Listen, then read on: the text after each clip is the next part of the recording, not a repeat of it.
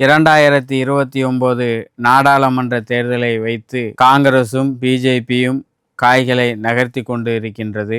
இவர்களை அப்புறப்படுத்தினால் மட்டும்தான் இங்கு விடுதலை. இவர்களை அப்புறப்படுத்தாமல் இவர்களின் பிடியில் இருந்தால் இங்கு சமூக மாற்றம் என்பது சாத்தியம் கிடையாது. அதை நீங்கள் முதலில் புரிந்து கொள்ள வேண்டும். இங்கு இளைய சமுதாயத்தை ஏமாற்ற வேண்டும் என்கின்ற அடிப்படையில் தான் இன்னைக்கு கரப்பாம்பூச்சி ஜனதா கட்சி அப்படின்னு ஒரு கட்சியை இவங்க தோற்றுவித்திருக்கிறார்கள். கன்சிராம் மிக தெளிவாக ஒரு பதிலை சொல்றாரு. இங்க இருக்கக்கூடிய கட்சிகள் எல்லாமே மனுவாத கொள்கைகளை, மனுவாத கட்டமைப்பை தாங்கி நிற்கிறது. எதிர்கட்சி தலைவராக இருக்கக்கூடிய அண்ணன் உதயநிதி ஸ்டாலின் அவர் காங்கிரஸை கடுமையாக சாடுறார். அப்போ 2029 மாற்றத்திற்கான ஒரு அச்ச ஆணியாக பகுஜன் திராவிட கட்சி விளங்குது.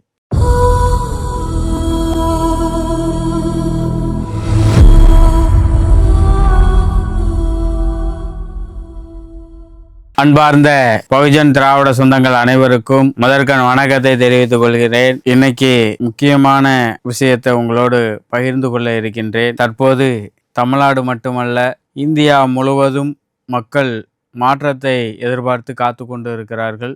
இங்கு பார்ப்பன சனாதன கூட்டத்திற்கு எதிராக மக்கள் கிளர்ந்தெழ தொடங்கி கொண்டு இருக்கிறார்கள். ஆகையினால் பார்ப்பன மனுவாத கூட்டங்கள் பல்வேறு நாடகங்களை அரங்கேற்றி கொண்டு இருக்கின்றது. அதை நாம் முறியடிக்க வேண்டிய காலகட்டத்தில் இருக்கிறோம். ஏன் இதை சொல்கிறேன் என்று சொன்னால், இன்றைக்கு 2029 நாடாளுமன்ற தேர்தலை வைத்து காங்கிரசும் பிஜேபியும் காய்களை நகர்த்தி கொண்டு இருக்கின்றது. இந்த நேரத்தில் இந்த நாட்டில் அதிகாரத்திற்கு வெளியே நின்று கொண்டிருக்கக்கூடிய 95% மக்களை அதிகாரத்திற்குள் கொண்டு வர நாம் என்ன செய்ய போகின்றோம்? இந்த நாட்டில் தொடர்ந்து வஞ்சிக்கப்பட்ட மக்களாக இருக்கக்கூடிய பட்டியலின மக்கள், பழங்குடி மக்கள், பிற்படுத்தப்பட்ட மக்கள் மற்றும் மதச்சிறுபான்மை மக்கள், இந்த மக்களை அதிகாரத்திற்குள் கொண்டு வந்து இங்கு நல்லதொரு வாழ்க்கையை ஏற்படுத்தி கொடுப்பதற்கு, இந்த மண்ணில் சுயமரியாதையோடு வாழ்வதற்கு, பகுத்தறிவோடு வாழ்வதற்கு நாம் என்ன செய்ய போகிறோம் என்பதை பற்றி தான் இந்த பதிவில் உங்களோடு நான் பகிர்கிறேன். ஏன் இதை சொல்கிறேன் என்று சொன்னால், கடந்த 70 ஆண்டு காலம் இந்த நாட்டை ஆண்ட காங்கிரஸும் சரி, இன்றைக்கு ஆளும் பிஜேபியும் சரி, இந்த மக்களை சீரழித்து விட்டது, இந்த மண்ணை சீரழித்து விட்டது. இவர்களை அப்புறப்படுத்தினால் மட்டும்தான் இங்கு விடுதலை. இவர்களை அப்புறப்படுத்தாமல் தொடர்ந்து இவர்களின் பிடியில் இருந்தால் இங்கு சமூக மாற்றம் என்பது சாத்தியம் கிடையாது. அதை நீங்கள் முதலில் புரிந்து கொள்ள வேண்டும். அதை புரிந்து கொள்ளாமல் கடந்த காலங்களில் பிஜேபிக்கு மாற்றாக காங்கிரஸ் என்று இங்கே இருக்கக்கூடிய பெரியார்வாதிகள், கம்யூனிசவாதிகள், அதற்கப்புறம் அம்பேத்கர்வாதிகள் தூக்கி சுமந்ததின் விளைவுதான் இன்றைக்கு நாடு மிகப்பெரிய மோசமான நிலைக்கு சென்று கொண்டு இருக்கிறது என்பதை நீங்கள் புரிந்து கொள்ள வேண்டும். ஆனால் இப்போது இயற்கையாகவே கடந்த 5 மாநிலங்க சட்டமன்ற தேர்தலில் இந்த கைக்கூலிகள் தோற்கடிக்கப்பட்டு இருக்கிறார்கள். அது மட்டுமல்ல, இங்கே இருக்கக்கூடிய பெரியார்வாதிகளுக்கு, அம்பேத்கர்வாதிகளுக்கு மிகப்பெரிய பாடத்தையும் இந்த நாட்டு மக்கள் அளித்து கொண்டு இருக்கிறார்கள். இந்த சூழ்நிலையை பயன்படுத்தி மூன்றாவதாக இந்த மண்ணின் மக்களின் அதிகாரத்திற்காக நாம் கிளர்ந்து எழ வேண்டும். நீங்கள் பகுஜன் திராவிட கட்சியை அதற்கு வலுப்படுத்த வேண்டும் என்பதை இந்த நேரத்தில் நான் பதிவு செய்கிறேன். பகுஜன் திராவிட கட்சி இந்த நாட்டை ஆளும் பொழுதுதான் இந்த நாட்டில் சமூக மாற்றம் என்பது சாத்தியம். இந்த நாட்டில் இருக்கக்கூடிய 95% மக்கள் சமூக மற்றும் பொருளாதார விடுதலையை அடைவார்கள். இங்கு காங்கிரஸோ பிஜேபியோ இந்த மக்களை நிம்மதியாக வாழ விட மாட்டார்கள். இவர்கள் மாற்றத்திற்கானவர்கள் அல்ல என்பதை நீங்கள் புரிந்து கொள்ள வேண்டும். ஏன் இதை சொல்கிறேன் என்று சொன்னால், ஒவ்வொரு காணொலியிலும் நான் இதை பதிவு செய்திருக்கிறேன். தொடர்ந்து 10 ஆண்டுகளுக்கு மேலாக நாங்கள் பேசி வருகின்றோம். பகுஜன் திராவிட கட்சி பேசி வருகின்றது. தொடர்ந்து இங்கே இருக்கக்கூடிய முற்போக்குவாதிகளுக்கு அறைகூவல் விடுத்து கொண்டு இருக்கின்றது.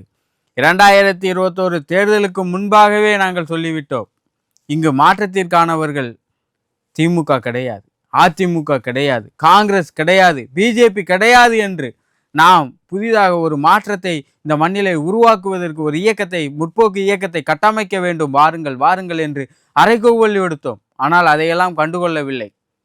அதன் விளைவாக தான் இன்றைக்கு ஒரு கவர்ச்சி அரசியலில் மயங்கி மக்கள் தமிழ்நாட்டு அரசியலில் மிகவும் பலவீனமான, தமிழ்நாட்டு மக்கள் மிகவும் பின்னோக்கி போகக்கூடிய ஒரு அரசியலை இன்றைக்கு வெற்றி பெற செய்திருக்கிறார்கள். இது இந்திய அளவிலும் நடக்க வாய்ப்பு இருக்கின்றது. இந்திய அளவிலும் பார்ப்பன மனுவாத கூட்டங்கள் ஒரு உணர்ச்சி அரசியலை தூண்டுகின்ற வேலையை இன்றைக்கு செய்து கொண்டு இருக்கின்றது. அதன் விளைவாக தான் இன்றைக்கு கரப்பான் பூச்சி ஜனதா கட்சி என்ற ஒரு அமைப்பை பார்ப்பன மனுவாத கூட்டங்கள் மக்கள் மத்தியிலே திணித்து கொண்டு இருக்கின்றது. இதை திட்டமிட்டு இவர்கள் திணித்து கொண்டு இருக்கிறார்கள். சனாதனவாதிகள் வெறுமன பிஜேபி மட்டும் மக்களுக்கு எதிரான கட்சி, அவர்களை வீழ்த்தினால் போதும் என்று முற்போக்குவாதிகள் நினைத்து கொண்டு இருப்பதனால் மட்டும்தான் இங்கு சமூக மாற்றம் நடைபெறாமல் இருந்து கொண்டு இருக்கின்றது. மாற்றத்திற்கான ஒரு அமைப்பு எழாமல் இங்கு இருந்து கொண்டு இருக்கின்றது. பிஜேபியாக இருக்கட்டும், காங்கிரஸாக இருக்கட்டும், கம்யூனிஸ்டாக இருக்கட்டும், இவர்கள் எல்லோருமே சனாதனத்தை தான் தூக்கி பிடிக்கிறார்கள். இதில் வெளிப்படையாகவே பிஜேபி சனாதனத்தை தூக்கி சுமக்கிறது. காங்கிரசின் கொள்கை என்ன? சனாதனம்தான். காந்தியின் கொள்கை என்ன? சனாதனம்தான். அவர் சொன்னது ராமராஜ்யம்தான். இங்கு இருக்கக்கூடிய கம்யூனிஸ்டுகள் பின்பற்றுவது என்ன? அவர்கள் பேசுவது வேண்டுமானால் கம்யூனிஸ்ட தத்துவமாக இருக்கலாம், ஆனால் பின்பற்றுவது செயல்பாட்டில் அவர்கள் பின்பற்றுவது சனாதனத்தை தான். காங்கிரஸ் மிதவாத சனாதனத்தை பின்பற்றுகிறது. இதைத்தான் தந்தை கன்சிராம் மிக தெளிவாக சொல்கிறார். காங்கிரசும் கம்யூனிஸ்டும் பச்சை புல்லில் பச்சை போர்வை உடுத்தி இருக்கக்கூடிய நாகப்பாம்பு, கொடிய விஷமுள்ள நாகப்பாம்பு. பிஜேபி பச்சை புல்லில் இருக்கக்கூடிய கரு நாகப்பாம்பு. இவர்கள் கண்ணுக்கு தெரிய மாட்டார்கள். இவர்கள் பச்சை புல்லில் பச்சை போர்வை உடுத்தியதனால் இவர்கள் கண்ணுக்கு தெரிய மாட்டார். யாரு?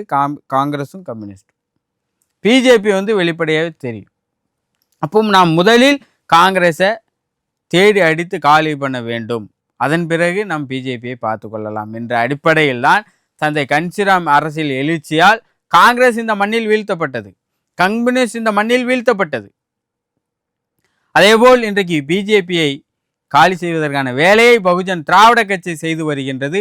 மக்கள் மத்தியில் பிஜேபி இன்றைக்கு வெறுக்கக்கூடிய கட்சியாக இன்றைக்கு வளர்ந்து கொண்டு இருக்கிறது. பிஜேபிக்கு எதிராக மக்கள் கிளர்ந்து கொண்டு இருக்கிறார்கள். போன தேர்தலிலே திக்குமுக்காடி தான் அவர்கள் ஆட்சிக்கு அமைக்க மக்கள் வச்சாங்க. இந்த தேர்தலில் அதுவும் கிடையாது. அதுக்கு நம்ம தீவிரமாக வேலை செய்ய வேண்டிய காலகட்டத்தில் இருக்கிறோம். ஆனால் இந்த நேரத்திலையும் இங்கே மிகப்பெரிய சந்தேகத்துக்குள்ளான மாதிரி இங்கே இருக்கக்கூடிய முற்போக்குவாதிகள் இருக்கிறார்கள். முதலில் நீங்கள் தெளிவான மனநிலைக்கு வர வேண்டும். யாரை நீங்கள் ஆதரிக்க வேண்டும், எந்த அரசியலை நீங்கள் முன்னெடுக்க வேண்டும் என்பதை நீங்கள் தெரிந்து கொள்ள வேண்டும்.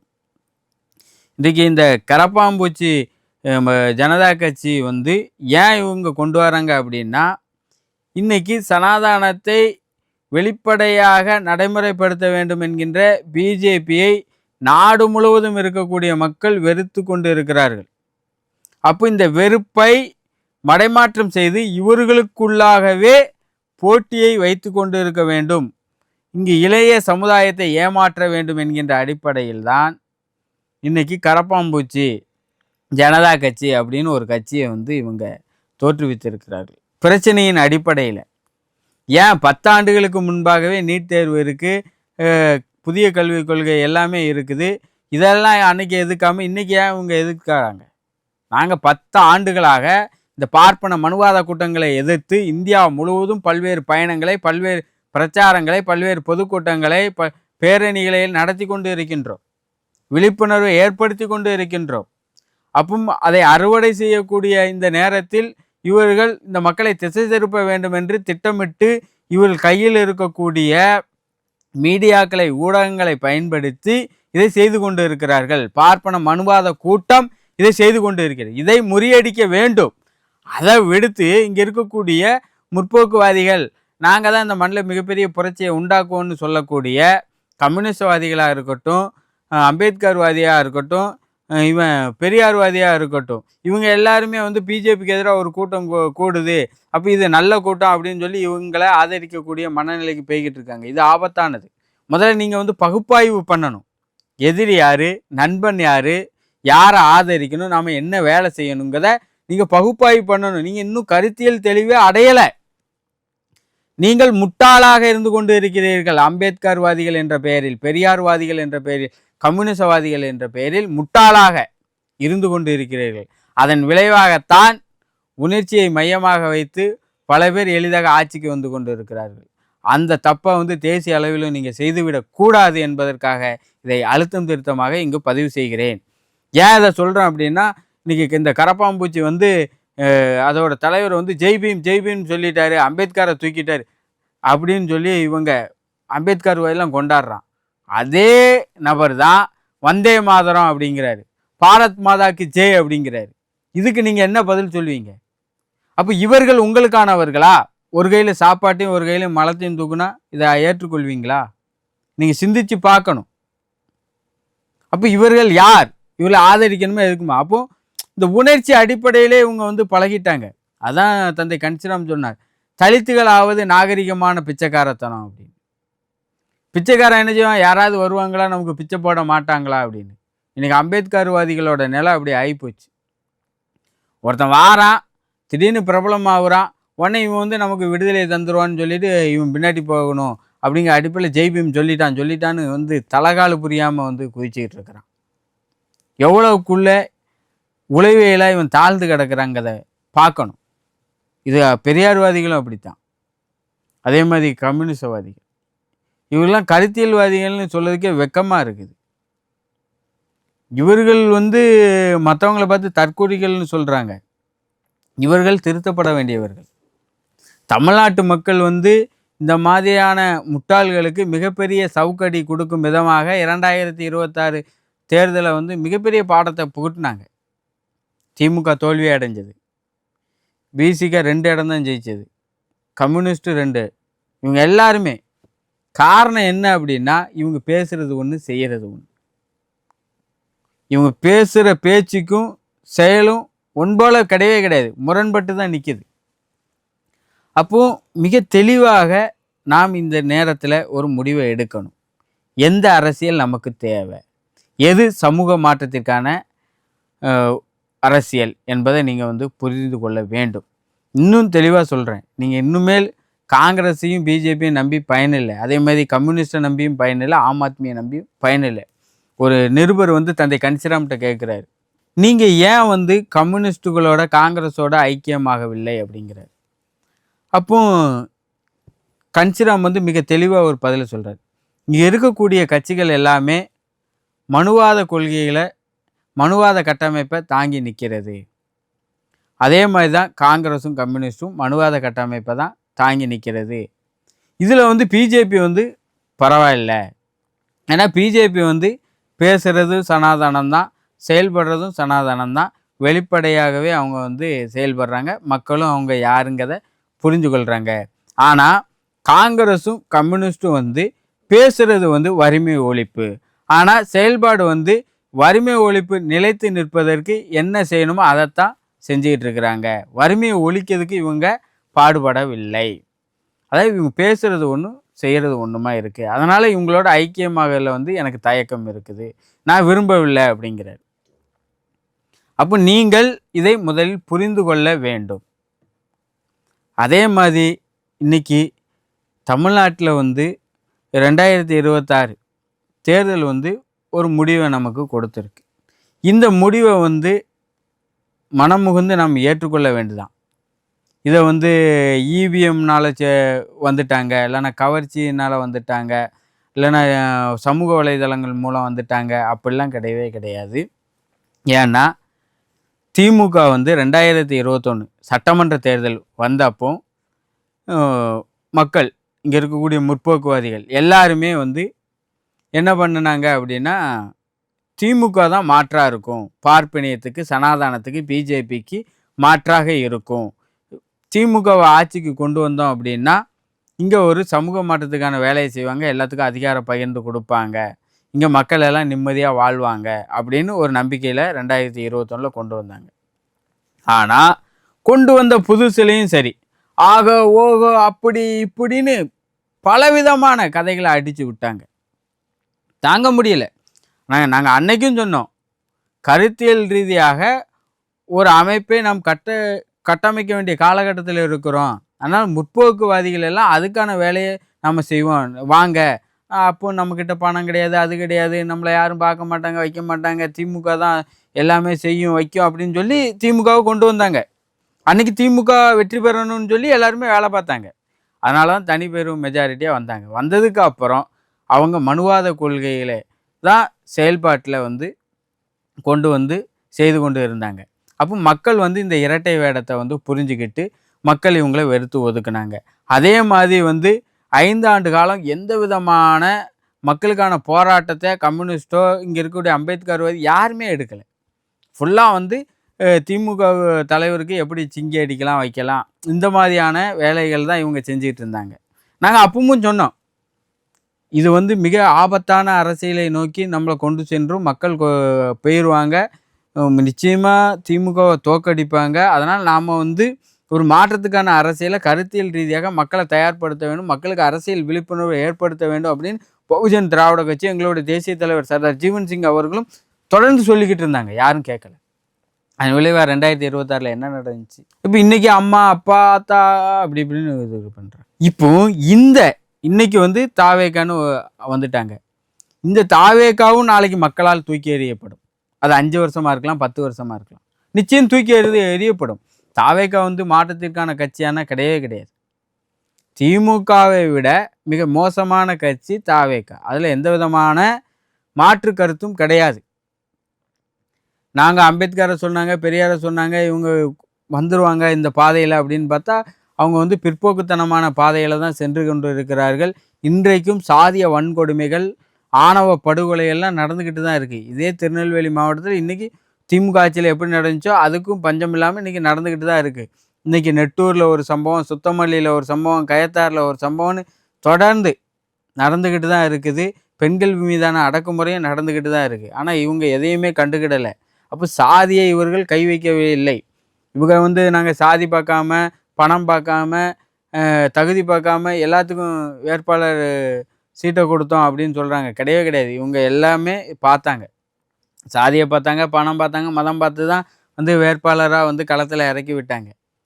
இன்னும் சொல்லப்போனால் பல கொடூரமான பின்னணிகள் கொண்டவர்கள்லாம் எம்எல்ஏக்களாக அமைச்சர்களாலாம் இருக்கிறாங்க. இப்படி இருக்கிறவங்க எப்போ எங்ககிட்ட கூடி இவங்க சமூக மாற்றத்தை ஏற்படுத்துவாங்க? இவங்களும் சமூக மாற்றத்தை ஏற்படுத்த மாட்டாங்க. அப்போ இன்னும் 5 வருடம் கழித்து இந்த மக்கள் யாரை தேர்ந்தெடுப்பார்கள்? நாம் தூங்கிவிட்டால் பிஜேபியும் இங்கே ஆட்சி அதிகாரத்துக்குள் கொண்டு வருவதற்கு தமிழ்நாட்டு மக்கள் தயங்க மாட்டார்கள். இல்லை, எந்த விதமான மாற்று கருத்தும் கிடையாது. அப்போ நாம் இங்கே விழித்தெழ வேண்டும். சனாதானத்திற்கு எதிராக தேசிய அளவிலும் சரி, தமிழ்நாட்டு அளவிலும் சரி, நாம் ஒரு மாற்று அரசியலை கட்டமைக்க வேண்டிய ஒரு காலகட்டத்தில் இருக்கிறோம். அந்த மாற்று அரசியல் என்பது கன்சிராம் அரசியல் தான் இருக்குது. வேறு எந்த அரசியலும் கிடையாது. கன்சிராம் அரசியல் என்பது காலம் காலமாக அதிகாரத்திற்கு வெளியே தூக்கப்பட்ட மக்களிடமிருந்து எழுந்த அரசியல். அதனால் கீழே உள்ளவன் என்ன கஷ்டப்படுறான், இருந்து மேலே உள்ளவன் என்ன கஷ்டப்படுறான், அப்போ இவங்க சமநிலைக்கு வர்ற என்ன அப்படிங்குன்னு தெரிந்த ஒரு அரசியல், மாற்றத்திற்கான அரசியல். இது மக்களுக்கான அரசியல்.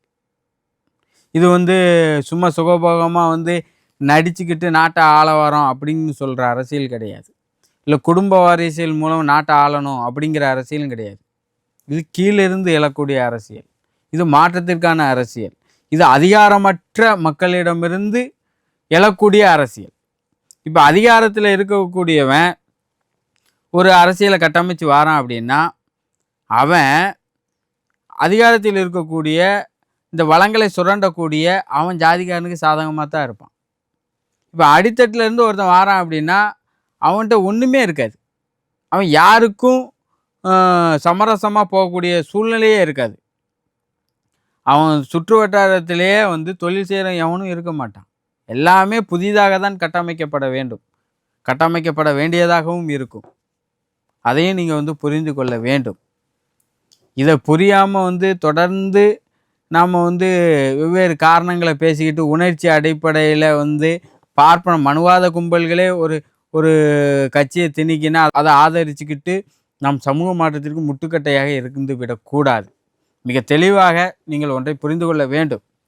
ஏன் சொல்கிறேன் அப்படின்னா, இன்னைக்கு எதிர்க்கட்சி தலைவராக இருக்கக்கூடிய அண்ணன் உதயநிதி ஸ்டாலின் அவர் காங்கிரஸை கடுமையாக சாடுறார். நான் இவ்வளவு நாள் பிஜேபியின் வெற்றிக்கு அமித்ஷா தான் காரணம்னு நினச்சிக்கிட்டு இருந்தேன். ஆனால் இப்போ தான் தெரியுது காங்கிரஸ் தான் காரணம்னு. நாங்கள் அதை 10 ஆண்டுகளுக்கு மேலே பேசிகிட்டு இருக்கோம். காங்கிரஸ் இங்கே அயோக்கியத்தனமான கட்சின்னு. ஆனால் இந்த காங்கிரஸை தூக்கி சுமந்து சமூக மாற்றத்திற்கு தடையாக திராவிட முன்னேற்ற கழகம் இது நாள் வரைக்கும் இருந்தது. நாளைக்கே காங்கிரஸ் வந்தாலும் இவங்க சேர்த்துக்கிடுவாங்க. இவங்க சந்தர்ப்பத்துக்கு ஏற்ற மாதிரி பேசிக்கிட்டு இருக்கிறாங்க திமுக. இல்லை, நீங்கள் என்ன செஞ்சீங்க? நாங்கள் பேசிக்கிட்டு இருக்கோமே. தந்தை கணிச்சிரம் 1972 இருந்து பேசிக்கிட்டு இருக்கிறாரு. காங்கிரஸ் எவ்வளவு மோசமான கட்சி, கம்யூனிஸ்ட் எவ்வளவு மோசமான கட்சி, பிஜேபி எவ்வளவு மோசமான கட்சி, தலித்திய இயக்கங்கள் எப்படி கைக்கூலிய வேலையை பார்க்குது அப்படின்னு. இன்னைக்கு ஏதோ திடீர்னு ஞான உதயமான மாதிரி அப்படி இப்படின்னு பேசுறது முட்டாள்தனமான ஒன்று. அப்போ தேசிய அளவில் ஒரு 3வது அணியை அமைக்க வேண்டும் என்று சொன்னால் அது ஒரு பகுஜன் அணியாகத்தான் இருக்கும் முடியும். பகுஜன் திராவிட கட்சி அமைக்கக்கூடிய அணிதான் 3வது அணியாக இருக்க முடியும், மாற்றத்திற்கான அணியாகவும் இருக்க முடியும். அதுதான் வெற்றி பெறும். காங்கிரஸ் பிஜேபிக்கு எதிராக இந்தியாவில் 3வது அணியை அமைக்கக்கூடிய திறன் பகுஜன் திராவிட கட்சிக்கு மட்டும்தான் இருக்குது. வேற எந்த கட்சிக்கும் கிடையாது. பகுஜன் திராவிட கட்சி நாடு முழுவதும் இருக்குது.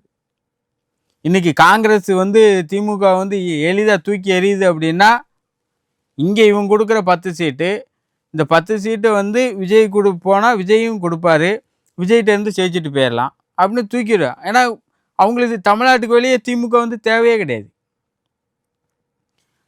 இன்னும் சொல்லப்போனால் காங்கிரஸுக்கு எதிரான கொள்கை தான் திமுகவோட கொள்கை. இதை புரிஞ்சுக்கிடாமல் இவங்க திமுக காங்கிரஸை தூக்கி சுமந்து சமூக மாற்றத்துக்கு தடையாக இருந்தது.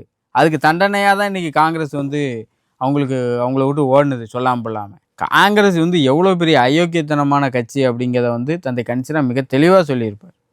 பிஜேபி எவ்வளோ மிக மோசமான கட்சி என்பதையும் தந்தை கணிச்சிரம் சொல்லியிருக்கிறார். அப்போ இவர்களை வீழ்த்த வேண்டும் என்று சொன்னால் பகுஜன் திராவிட அரசியல் எழுச்சி பெற வேண்டும். தமிழ்நாட்டு இளைஞர்கள் தேசிய அரசியலை நோக்கி வர வேண்டும். இங்கே மாற்றம் அப்படின்னா எப்போ வரும் அப்படின்னா, பாராளுமன்ற அதிகாரத்தை கைப்பற்றும் போது தான் மாற்றம் என்பது சாத்தியம்.